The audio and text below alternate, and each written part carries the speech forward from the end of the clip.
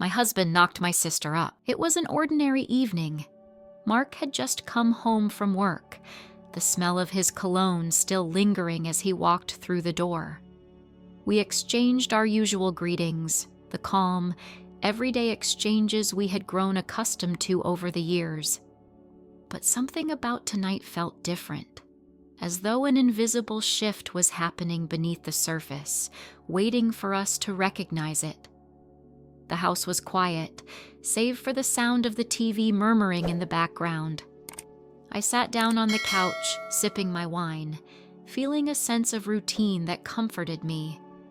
We had been married for almost 7 years, and though the relationship had its ups and downs, it felt like we had reached a stable point in our lives. We had our own small rituals, our own ways of navigating life. Or so I thought. Then came the text. It was from Emma, my younger sister. She was one of the few people I felt I could confide in, and we often shared late-night conversations about life, love, and everything in between. But tonight, something was different. Her message sent a wave of unease through me. Can we talk? Something happened, and I don't know how to say it.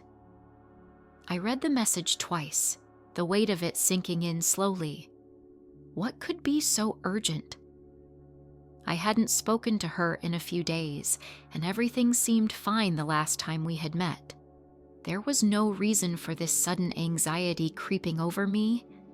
I called her immediately, the phone ringing in my ear as I paced in the living room, my heart pounding. When she finally answered, her voice was quieter than usual. "Hey, what's wrong?" I asked, trying to mask the growing panic in my voice. "I don't know how to say this, but I'm pregnant," she said, her words coming out in a quiet, shaky breath. "And it's Mark's." The ground beneath me seemed to vanish. I blinked, trying to comprehend what she had just said. The words echoed in my head, and my mind went numb. Mark, my husband, the father of her child. For a moment I couldn't breathe. The world seemed to slow down, each second dragging on as I tried to process what she was telling me. A million thoughts raced through my head, none of them making sense. "What do you mean it's Mark's? How?" I managed to ask, my voice almost breaking. "I don't know how it happened. It just happened," she whispered. "I didn't mean for it to go this far. I don't know what to do now, but I had to tell you." I could hear the guilt in her voice, and a part of me wanted to comfort her, to tell her that everything would be okay. But the rest of me was consumed by disbelief and fury. How could she? How could my sister betray me like this? And Mark, how could he have let this happen? "I need to see you, now," I said, the words coming out more sharply than I intended.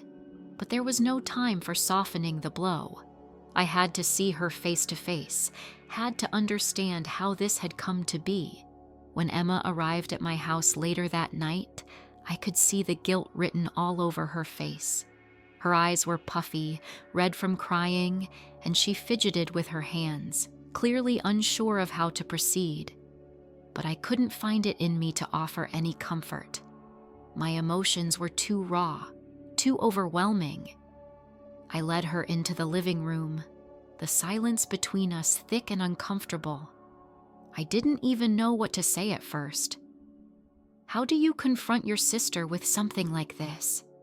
How do you even begin to understand how the betrayal happened? "I never meant for this to happen," Emma started, her voice shaking. "I swear, I didn't plan it. It just happened. One moment we were talking, and the next I don't know. I never thought about the consequences. I'm so sorry." I stood there, feeling an icy detachment growing within me. Her apology felt empty, even though I knew she was remorseful. I wanted to lash out at her, but I couldn't find the words. All I could do was feel the weight of her words settle around me, When did this happen? How long has this been going on? I asked, my voice surprisingly calm despite the storm brewing inside me. About 6 months ago, she admitted, her voice barely above a whisper. It started with us talking. I was feeling lonely, and I talked to Mark about my problems with Jake. It felt safe, you know. He listened to me. And then, one night, I don't know. It just happened.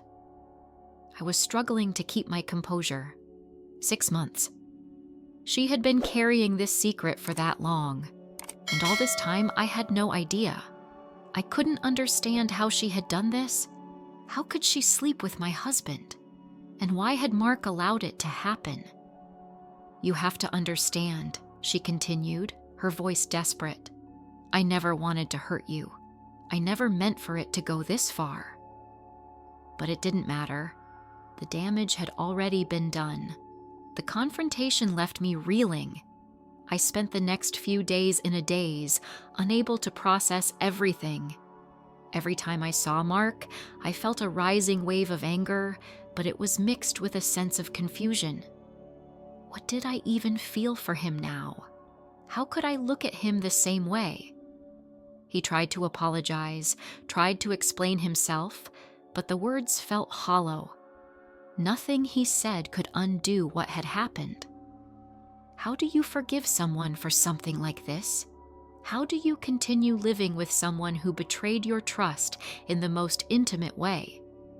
It didn't help that Emma's pregnancy was becoming more visible with each passing week. The reality of the situation began to sink in. Mark was going to be a father again, but this time, it wasn't with me. The thought of it filled me with a deep sense of loss that I couldn't escape. I wanted to hate Emma. I wanted to hate Mark. But the truth was, I didn't know what to feel. How could I hate my own sister? How could I hate the man I had spent years building a life with? But I wasn't sure I could live with them either. The situation was complicated, and every moment felt like a battle between my emotions. I found myself questioning everything. What did I mean to Mark? Did he love me at all? Was our marriage just a facade? And Emma? Had she always felt this way about him? Was this just the beginning of something that had been building for years? I couldn't escape the questions, the doubts that clouded my every thought. Finally, I couldn't avoid the conversation any longer. Mark and I sat down together, the weight of the moment hanging over us. "Mark," I said, my voice barely above a whisper. "How could you do this? How could you betray me like this?" He looked at me, his eyes filled with sorrow and regret. "I didn't mean for it to happen. It was a mistake, a terrible, terrible mistake." "But you let it happen," I said, my voice shaking. "You didn't stop it. You didn't think about me, about what it would do to us." "I was weak," he admitted, his voice cracking. "I wasn't thinking. I didn't think about the consequences. I never meant to hurt you." But his words didn't help. They didn't make the betrayal go away. They didn't change the fact that Emma was carrying his child, that their bond was something I couldn't erase. "I don't know if I can forgive you," I said quietly, the tears I had been holding back finally spilling over.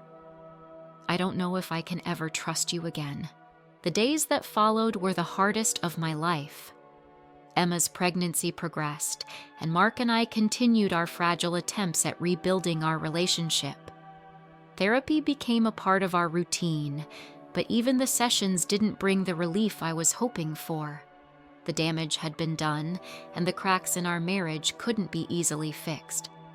I found myself spending more time alone, trying to process my emotions, trying to find a way to make peace with what had happened.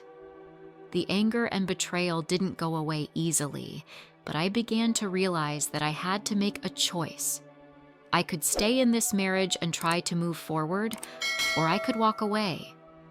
There was no easy answer. Emma and I never truly returned to the way we were. There was an unspoken tension between us now, something we couldn't ignore. But strangely, over time, I found a way to accept that this was our reality.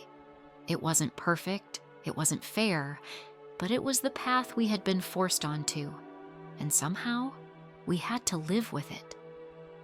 Months passed, and life settled into a new rhythm. Mark and I still had moments of doubt, moments when the past seemed to rise up and threaten everything we had worked to rebuild. But we held on. I didn't know if we would ever be the same, but we were trying. Emma gave birth to a beautiful baby boy. He looked so much like Mark, and part of me couldn't help but feel a strange sense of pride in the child. This was the result of everything that had happened, the consequence of a mistake we couldn't undo. I wasn't sure what the future held, but I knew that we had to keep going. In the end, all we had was each other, and I had to make peace with that. As the years passed, the bitterness faded, but the scars remained. Mark and I managed to stay together, though our relationship was forever changed. We found new ways of connecting, new ways of rebuilding trust. It wasn't easy, but it was possible. Emma and I never truly returned to the closeness we once had, but we found a way to coexist. We were both mothers now, and though our bond was forever altered, we learned to navigate the new normal. The past would always be there, lurking beneath the surface, but we had learned to live with it. And sometimes, that's all you can do.